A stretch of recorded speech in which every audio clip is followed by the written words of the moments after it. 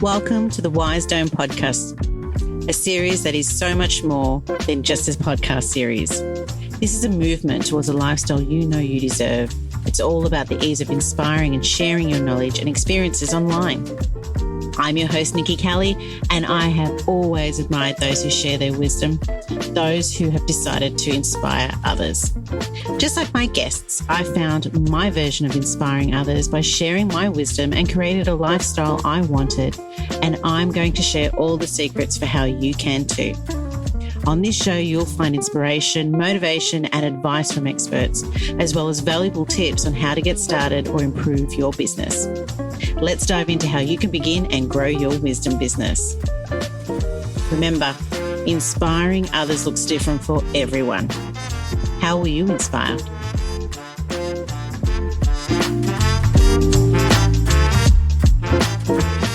Welcome to the Wise Zone podcast. This is Nikki, and today we're chatting with Angie Colee.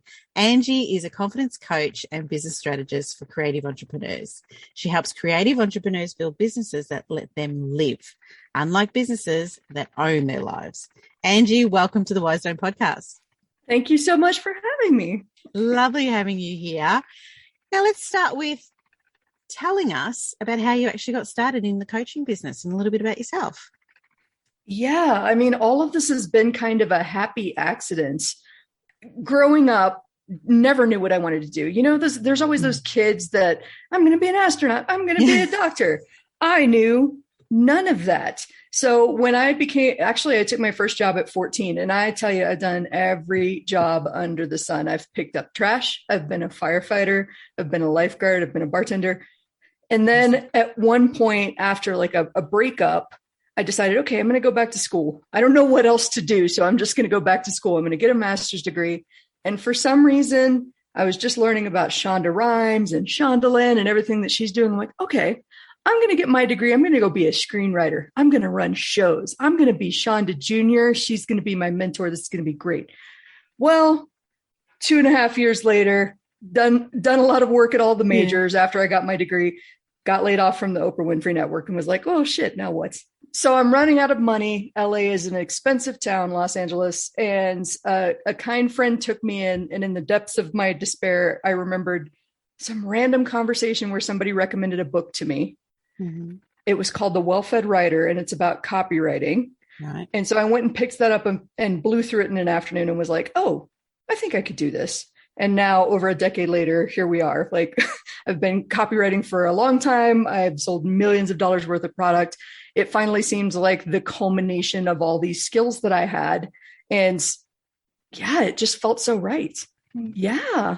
Like as I grew as a copywriter, it was the strangest thing because people that were newer than I was came up to me and they were like, can you help me with this? And I was like, I don't know what I'm doing. Why do you think I know what I'm doing? And I just kind of fell into coaching like I fell into copywriting. So. Yeah. It's so funny how I always say it almost every episode, the imposter syndrome. It's like we have this thing that we just, no, we don't have that value. What are you talking about? But you just don't realize the value you actually do bring to the table, do you? And when someone else goes, help me. You're just trying to help too, like answering questions and stuff like that. And then I want to say like a year or so after I started coaching, it started happening to where I would go to marketing events and stuff like that. And people would be like, oh, you're Angie. I've heard so much about you. And I'm like, what? How did this happen? Oh, that's an awesome feeling. That is an awesome feeling. And, you know, to say that you worked on the Oprah Winfrey show, to say that you've done all these different things, they all build up to this amazing business that you started. And how did you actually start the wisdom business then?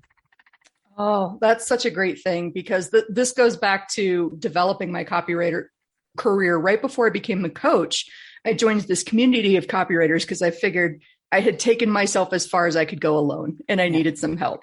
Yeah. And I remember speaking to the owner of this community where he was like, you've been a member for 4 months. Why aren't you posting? At that point, I was a corporate copywriter. I'm about to be promoted to senior. I've got all of this great experience, but imposter syndrome, just like you said. Okay. I'm watching all of these smart people post in there. So I'm like, I can't say anything, but what will he say? And what will she say? Oh my God, I'm so dumb compared to them. So he goes, Okay. Do you know how many people would love to have your experience? First of all, I just want to give you a little bit of perspective here because I don't think you're valuing you as much as other people will value you. Okay. Second of all, I feel like you're waiting for permission to go out and help people. And you don't actually need it, but just in case you're waiting for it, I hereby anoint you expert enough to go help people right now, exactly as you are, without doing anything else. Just go help the people that you can and don't worry about anybody else. Good. And that really just changed the trajectory of my life. You saw that my show and my business is called Permission to Kick Ass. And it comes directly from that conversation where, like, You have permission. Yes, you have permission. Get out there and do your thing and own it. And don't be scared of it. Isn't it amazing how you can have conversations with people every day? And that's, hello, that's why I'm here doing podcasts. But, the conversations we have and just that one moment of, babe, you can do this. Or, you have no idea. Like, just go out and do that bit of permission that we all need. And I think all of us go through that. I can't imagine anyone, just sitting there going, I'm just going to, and if you do, fantastic, all great to you. But, I think many of us sit there go, I just need that little push, don't you? That's amazing. For all of you quick start Colee people who just go out there and start things and never agonize about it, please tell me your secrets. Yes, exactly. Okay, so you started your wisdom business by obviously that first bit of permission. What did you do from there? So you felt that, yes, I can do this. So what happened from there? The interesting thing was I got more and more involved in the community. And that same mentor of mine, a man named Kevin, who told me that I had permission, ultimately invited me to coach for a program of his that I took. So like I graduated from his program and then he's like, you're awesome. You're so helpful in the community. People write to me all the time and say, Angie gives the best advice. So like, I can't think of anybody better than you to come in and help me coach. And I was like, wait, what? I don't know what I'm doing. Like I still had kind of that head trash, but I determined to go in with, okay, I'll just help that same rule. I'll help people with what I know now and I won't worry about the rest. Because I can always go recommend resources or introduce them to people that know more than me. I don't have to solve all the problems. And I think that was really the light bulb moment for me. Like being the expert doesn't mean you know everything. Exactly. And the most prestigious experts that you know out there, you'll notice that they are the first to admit, well, I don't know everything. And they'll say, well, I don't know that, but I could talk to so-and-so and I could find that out. So I would say that to your listeners, like if you're worried about people thinking you're not an expert because you can't answer every single question, like get rid of that fear. Yeah, exactly. and like they say, it's not always what you know, it's who you know too. So if you can refer people, they appreciate that just as much. Oh, absolutely. I had a coaching call just today where people were like, okay, so I want to know about Facebook ads. I am not the person to talk to about Facebook ads, but I can introduce you to so-and-so and so-and-so. This person has like the content experience. This one has the button pushing experience. So between those, you should be able to get the answers to the questions. And they didn't think any less of me for not answering those questions. It was amazing. But they appreciate you even more though, don't they? Because you're actually being real about it, going, I know where my expertise lies. I know where it doesn't. And here's where you can go to find it. And people appreciate that because a half-assed answer isn't exactly an answer that they need. And it'll cause more issues. So you want to give them the right direction. You started your wisdom business. The steps that you took, did you sort of have that audience then already there because of the group you were in? Or did you go through that process like we all have to build an audience and all that sort of stuff? What did you do there? I did have a little bit of a built-in audience. And when I became a coach for him, it was kind of part-time. I was still working my senior copywriter job. 6 months seems to be my agonizing period. It took 6 months of talking to him and doing the coaching. And I finally decided to leave my job and go all in on, I'm going to be a freelancer and I'm going to be a coach. And that's just, it kind of grew from the decisions that I was making, the bets that I'm making on myself, and just continuing to reach out to people that I can help and answer the questions I have. Like I have a rule. If somebody reaches out to me and it's going to take me less than 5 minutes, I'm happy to do it. If they want me to write a testimonial and I can do it in 5 minutes, if they want me to introduce them to someone and I can do it in 5 minutes, like that's, I think, the easiest way that you can provide value whatsoever. If it takes beyond 5 minutes, I'll send them to a booking link. Hey, I'm happy to hop on a call. Let's do a consult. I'll help you out. But like, if it takes 5 minutes, I'm just going to help you. And then it just kind of naturally spread through word of mouth, which has been really interesting. That's amazing. It's a lot of value in that. A lot of value in that. That's trust there straight out. Like you don't even have to go through the process of building trust at that point. Word of mouth. Everyone just goes, all right, I got to love this lady. If this one loves him, then I'm going to love him. That's fantastic. And that's just a dream come true. I think to a lot of people who share their content, they just want to be able to build an audience. Like that's obviously the first thing, well, obviously, yeah, there's the content, but getting it out there, you've got to have an audience. And I think that's the other thing too. You don't necessarily have to have a huge audience. I think that's something we've got to really put out there, that word of mouth. Mine has been small but mighty for the last 4 years. I'm telling you, because something happened in conjunction with me quitting the job. A few months later, I wound up becoming the head of the copywriting team for a well-known internet marketer.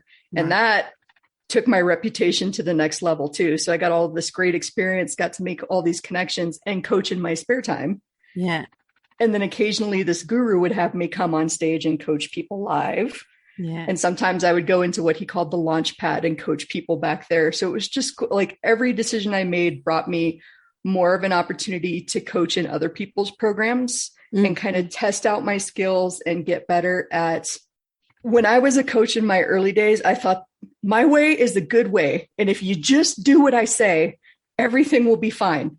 I have since learned that's probably not the most effective. No, it's not probably. It is not the most effective way to coach somebody, because there are 100 potential solutions to any given problem. And just because it worked for me doesn't mean it's going to work for them or they're comfortable with it. There's different obstacles and stuff like that. But being able to do that kind of part-time with 2 different groups of people with 2 different products really helped me find my own as a footing, and then find my footing on my own.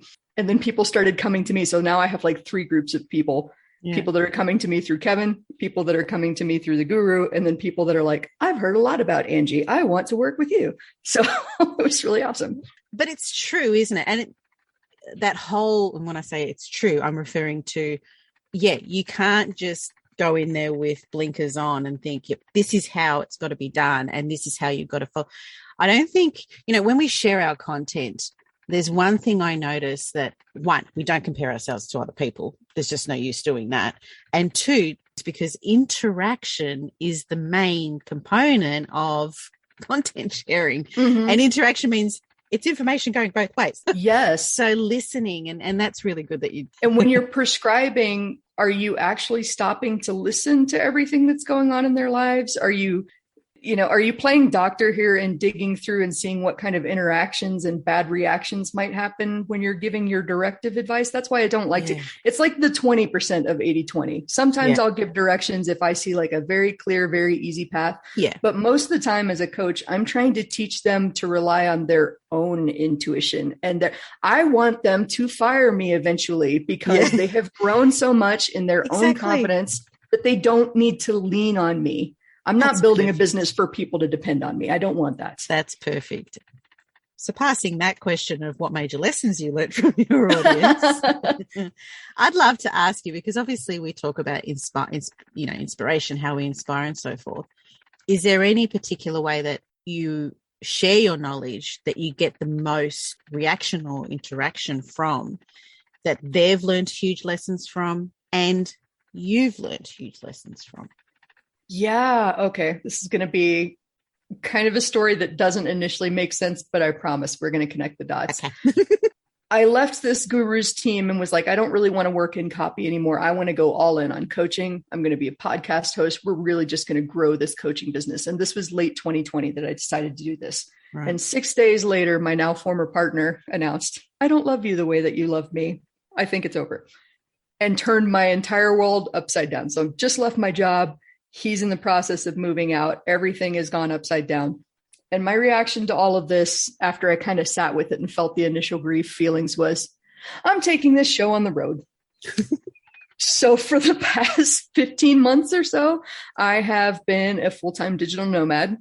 And even though the guru's company offered to take me back when they found out that I was going through this hardship, I was like, you know what? No, it's time. I want to end this on a high note, leave everybody wanting more, and let the next person step up to lead the team. I'm not going to rob her of her opportunity. All right, guess we're just going to have to figure this out on the road as we go.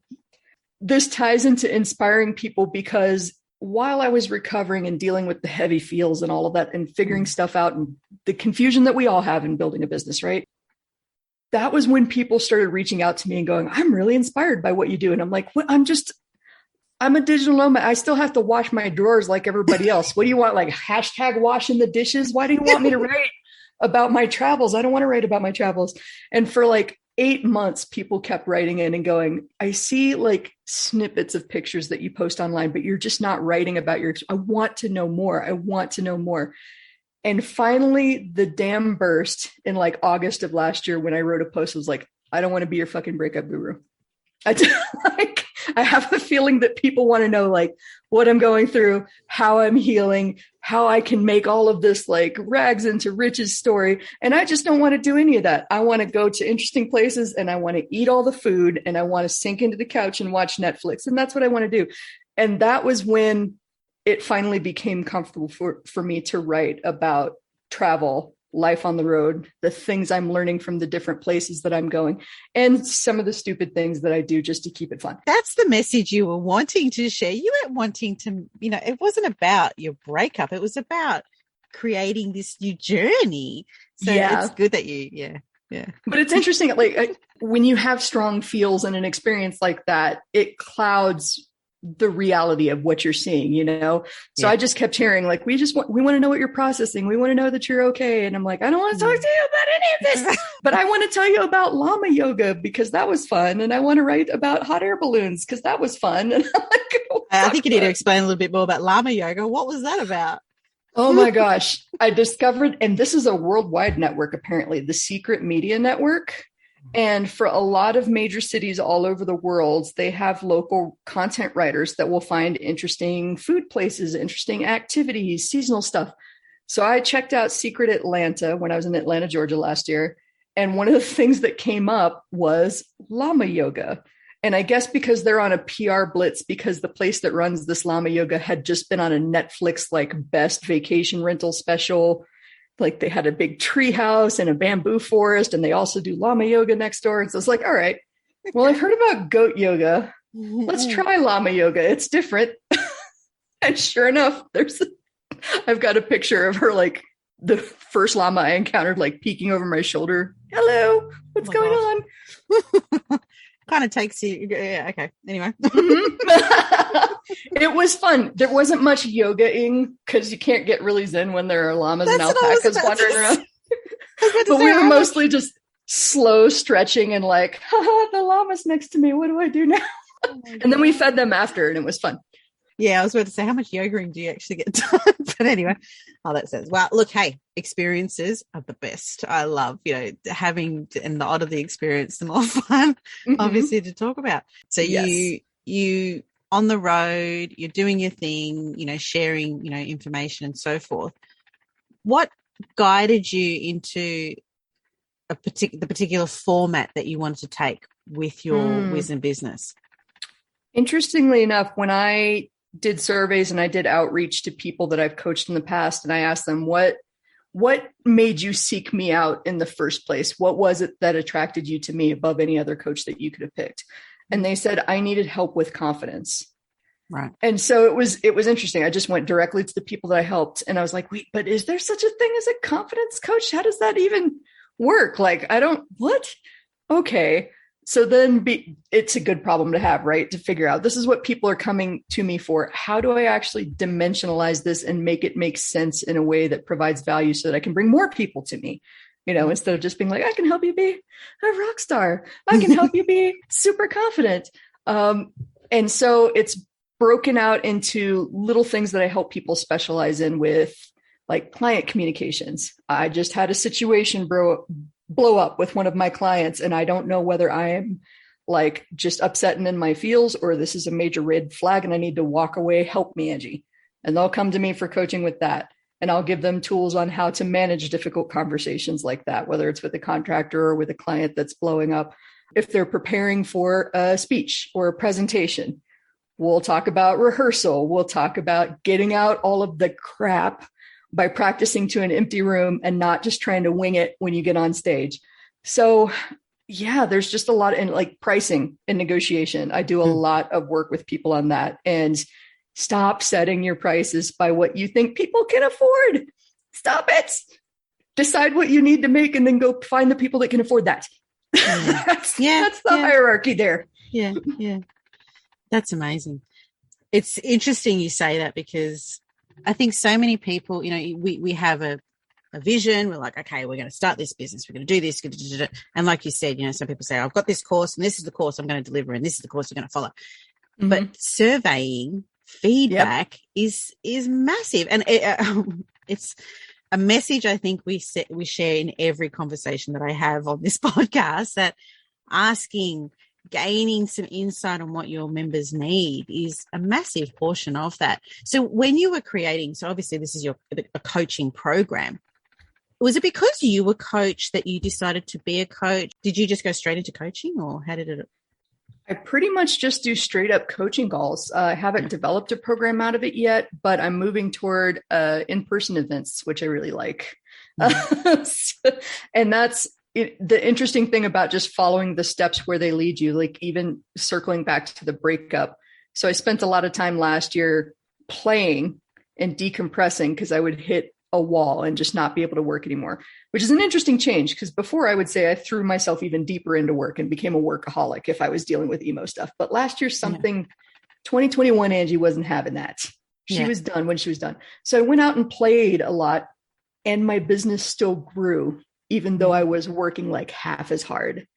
And that has been an epiphany moving into 2022, where it's like, deliberately building in playtime, inviting people to come play with me and maybe take business a little bit less seriously, like not life and death serious, but definitely we're serious about business. And also we play just as hard as we work. And that's kind of the next evolution of my coaching, making business fun, actually having a life instead of having your business run you. Oh my gosh, exactly. So exciting. God, exactly. Like, there's that, we live to work or work to live. It's like, and there's, there's a huge majority of people out there that, are still trying to find that definition for themselves. But it's so interesting, you mentioning this in this conversation now, because, the amount of conversations I have during the week, like I mentioned to you earlier, just recently, so many, it's like someone's trying to tell me something as well, because I'm constantly working, obviously building this platform and, doing podcast, all these things that I do. And I love working and I love talking to people and so forth. But like these conversations for me is like play. It's like, yay, a fantastic conversation. Awesome. Fun stuff. Or you're never recharging the creative well. Yeah. Like, going out and having new experiences and meeting new people actually gives you ideas and perspective and examples that you can bring back into your coaching. Like, no, I've already told a couple stories where I was like, the other day I was talking to so-and-so, the other day I saw this. Like, that is an integral part of my coaching that I don't get from sitting here alone in my house with my cat. It actually involves going out and talking to people. And, I think the number one objection I get from people is time. Like, I'm so busy. I have so much to do. I don't have time. I would argue you don't have time not to make this time for yourself. And like, for instance, okay. And none of this is meant to brag and be like, Angie has a great life. Angie is not independently wealthy. She's just rearranged her finances to support the lifestyle of her choice. So that means that you too can do this without being a millionaire. And I am living proof of that. Last Friday, I was on a bougie ass train from Williams, Arizona to the Grand Canyon with my laptop, doing work on the train while having champagne and then exploring the Grand Canyon. Like, the pandemic, as horrible as it was, has shattered a lot of the illusions that we had about work and the possibilities and how things are done. And that is so magical to me, because like, I've done the Silicon Valley hustle and grind yourself into an early grave. I've done that. I've worked at places where I was in the office until midnight and back in the office at 5 o'clock in the morning. I am not letting my business do that to me. No. That's good. Well, hello. You got to practice what you preach, don't you? Mm-hmm.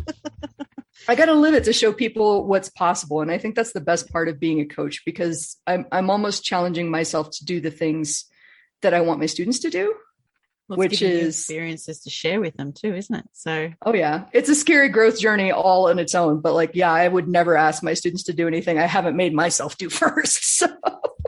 Exactly.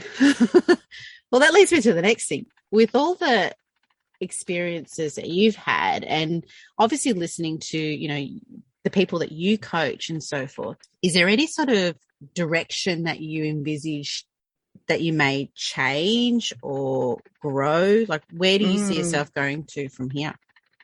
Oh, that's a great question, because it's been building over the past year or so, but I have this kind of through line in my mind, connecting like early stage and growing freelancers and entrepreneurs that are still trying to figure out the pricing and the confidence and the making offers and stuff like that. That's like my happy place, giving people that kind of courage to step out and believe that they can do their own, because, and this is one of my missions, I will never be the reason that somebody gives up on themselves. I am not going to be that person that tells you that your dreams are impossible.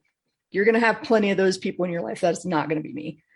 But the through line goes from them to, incidentally, the other half of my business is consulting with high-end clients. I do a lot of marketing and launch consulting with those people. And so I'm like, all right, could I find the people that want to have a business that's built on fun in both of those areas? And then we build a fun business and everybody is happy and confident. And so the long game for me is in-person events, group coaching, masterminds at the high-end level. I'm super excited about it.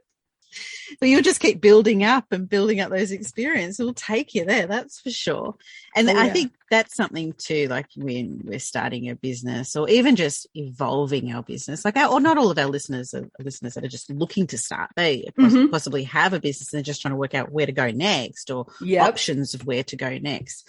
But inspiring other people with your own, what you've been through and who you talk to and so forth. Is there any particular, like just one story? I'm sure there's many and many of them, but is there any one particular story that sort of stands out to you that you've experienced?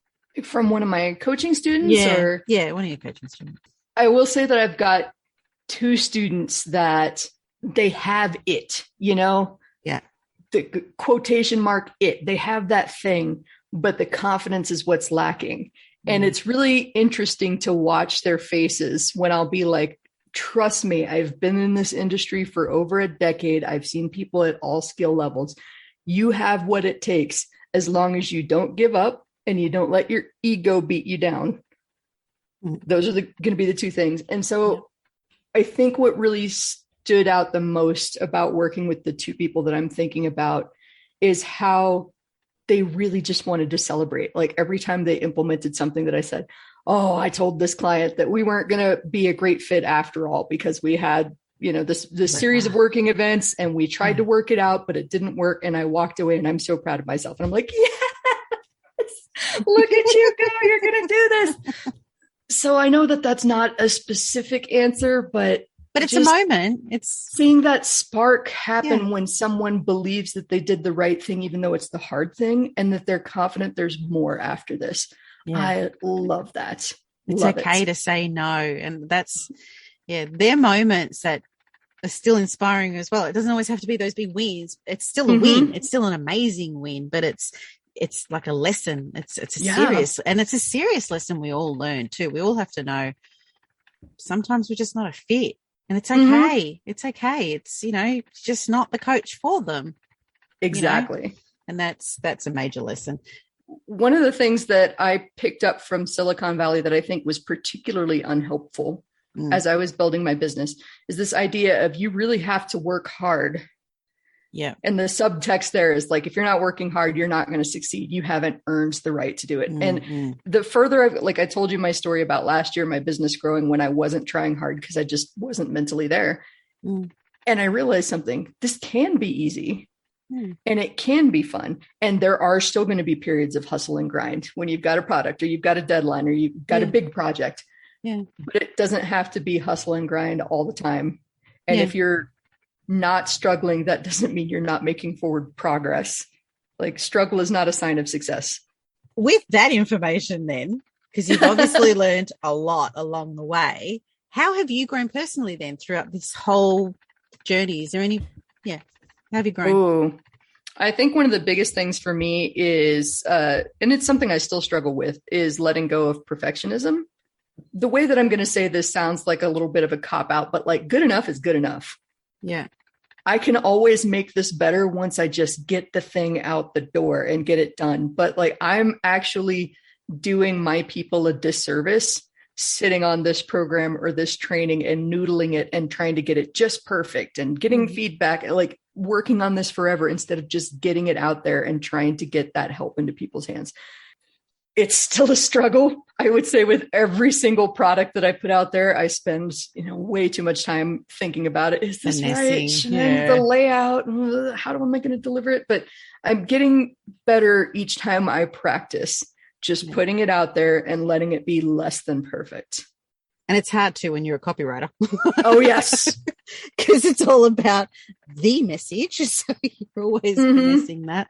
Oh, God, sweetheart, I see it. I get you because, hello, like I said to you, I'm building this platform and it's constantly just get it out there, man. But it's a tool. It's it's different. I don't know. But, it's still one of those things. Just get it out there. People just want to see it. And I'm like, I'm just not ready yet. Can totally tech is a slightly different beast, but like you got to get it out there, but you got to get it out there to your beta testers who know that they're on a bug hunt, exactly. They're not looking for perfection. They're looking to help you make it better. Yeah, exactly. The advice that you might have for anyone who's looking to start a wisdom business or grow a wisdom business, what is it? You can absolutely do this. You can help somebody knowing exactly what you know now, whether it's leaning into the professional experience you've had over the last several years, whether it's being an accidental expert in something that's really, really hard, like a messy divorce. Like sometimes you go through it and you come out the other side and people want your help. And that's a sign that you could just be helping a lot of people. You don't need a certification. You don't need a whole lot of fancy stuff. Just like I'm not a certified coach, but I still help a lot of people.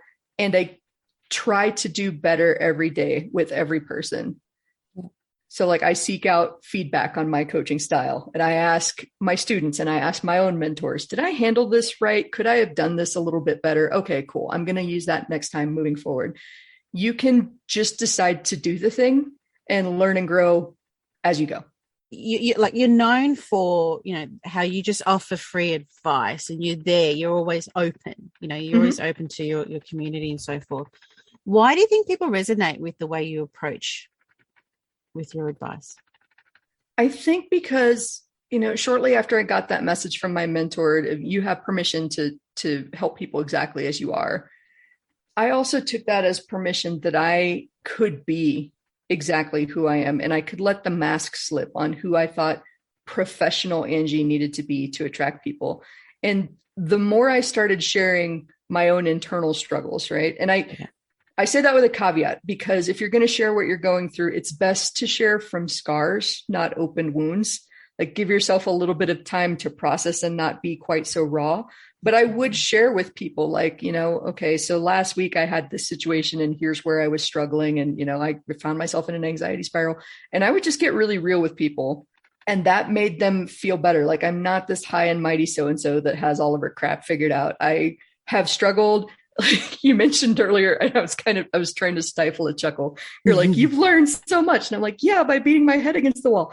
Trust me, I have made every misstep, every mistake. I've been cocky. I've been humble. Like I've tried on so many different ways to do this. And all of that led me here now with you listening to me in your ears. Yeah. You can absolutely fail your way forward and try a whole bunch of different stuff that doesn't work. But don't we all though? I reckon. Yeah. But it's how we acknowledge it, isn't it? That's the step there. How do you acknowledge that lesson? That is there a lesson there? Is there just don't do that again, sort of thing. And sharing my mistakes and my failures and my anxieties has really helped my students know that I absolutely understand where they're coming from because I have definitely been there. Yep. Yeah. You are human, just like them. Mm-hmm. And if I can do it, you can definitely do it. Some of y'all are way faster and way smarter than me. You can absolutely do this.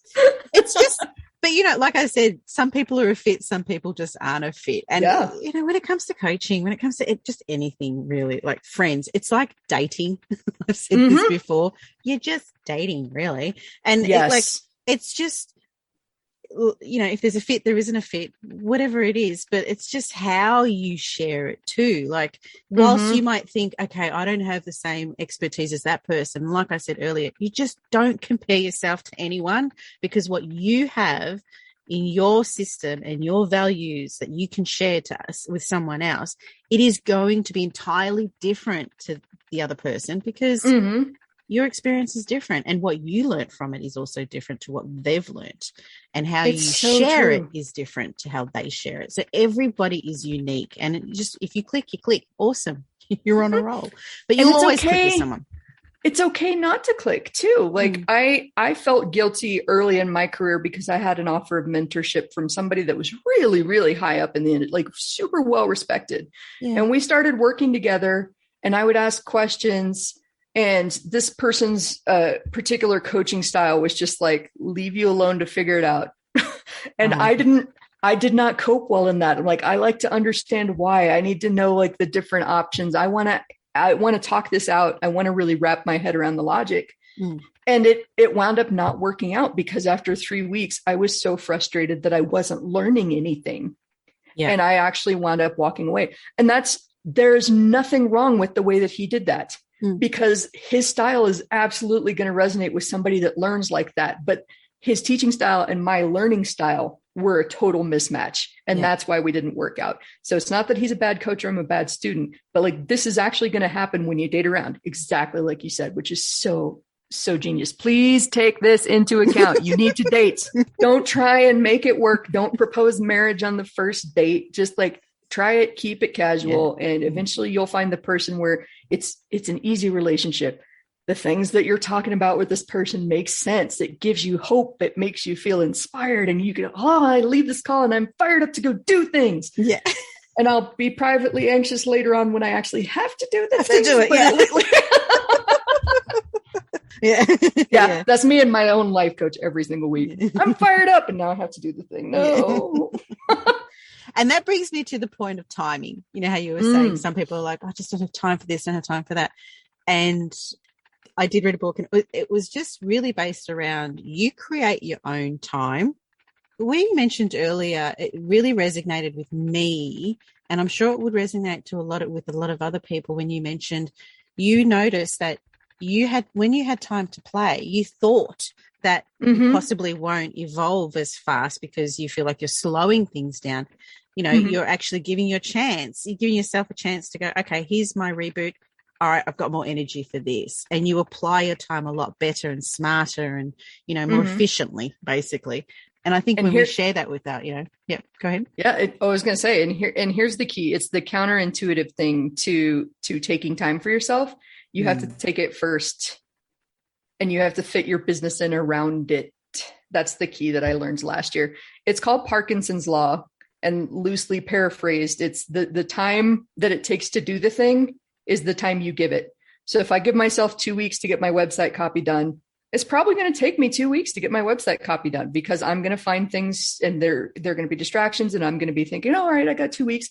It's going to fill that entire space. Whereas I don't know if they're ever going to see this video, but I've got like this little hex timer that I just set, and I've got a list that's sitting here on a Post-it note on my monitor. And when I've got a break in between meetings or coaching calls or something like that, set that bad boy to 30 or 45 minutes, pick the thing on the list and work through it as fast as I can. On top of that, evenings and weekends are mine. I don't work on evenings and weekends. That's sacred space. And then if I find something interesting that I want to do that I'm really curious about, like my rule with my travel is, if I never came back to this place again, would I be satisfied with what I did here? And that's why I went on that bougie train. Like, all right, awesome. Well, if this is my one and only time to go on the bougie train and see the Grand Canyon, then I'm going to do that. Yeah. I had to schedule that. I had to buy an advance ticket. I had to block off Friday and tell my clients, I'm not taking calls this day. Like, I was still working on the train, but I wasn't taking calls. Good thing, because I didn't have any signal on the train. We're out in the middle of nowhere. But that meant that Monday through Thursday, I had to get those tasks done because, again, evening and weekends are mine. And if I want to spend the evenings and weekends vegging out and watching reruns of House, which I may or may not be doing right now, then that's my choice. Yeah. And I get to do that because I am spending the time to grow my business, but also take care of myself. That's good advice right there. It really is. You know, we all do this for a reason. And what is that reason? Mm-hmm. You know, just keeping that in mind. A side question I do love to ask my guests, and it's about legacy. What legacy are you looking to leave, whether it be personal or business or this year or lifetime? I want an entire generation of entrepreneurs, which I think is already happening. Like, they're starting to rise and realize the old workforce is not a thing anymore, not the way it used to be. But I want them to be confident in themselves and flexible and experimental and see the joy in the journey versus thinking that they have to spend all these years working to get somewhere and then they get to enjoy it. No, you can actually enjoy it right now as you're building it. Oh my gosh, it's so much fun. Let me tell you. That's a good legacy to leave. Heaven forbid we have fun with our work. And I'm not just talking about, so I'm a true creative, and it makes sense that I, go in hot air balloons and jump off of things. And that's my fun recharge time. But I know people that get just this passionate about spreadsheets and finances, which are like my arch nemesis. But if spreadsheets and finance and coming up with interesting macros are your thing, baby, embrace that and have fun. And that is your business. You go enjoy the heck out of that. And that's really all I want from you. Like, find that thing in your business that brings you a lot of joy and do it. A legacy like that is inspiring enough as it is, just for the point of when people come across you, they will be ignited because the energy that you inspire in people is amazing thing. Enjoying life while you work, it's all about living your life, and work comes with that. It's not, life comes with work. It's work comes with life. Yes. And you enjoy your life. Work is a component to keep you living life and having fun while you do it. Everyone's got to have fun. Well, you've been amazing to chat to, Angie. Well, thank you so much. Absolutely amazing. And I do you have an offer that you may want to share with anyone that's listening today, or I think, if you go to permissiontokickass.com and you sign up for my email list, you'll find out what I'm up to, whether it's a local workshop. If you're in the States, I'm traveling all around. Maybe I'll take this show on the road again and go international and have some workshops. But yes, signing up for the list is the best way to find out what I'm up to. And if you want to work with me, that's the place to get in touch. permissiontokickass.com, all one word. Well, like I said, Angie, you've been absolutely amazing today. And all the details, to contact Angie on will be in our podcast summary below. Be sure to click on the link and don't forget to subscribe to the Wise Dome podcast. And thank you again, Angie, so much for your time. You've been amazing to chat to. Oh, thank you so much for having me. At the risk of beating a dead horse, it was so much fun.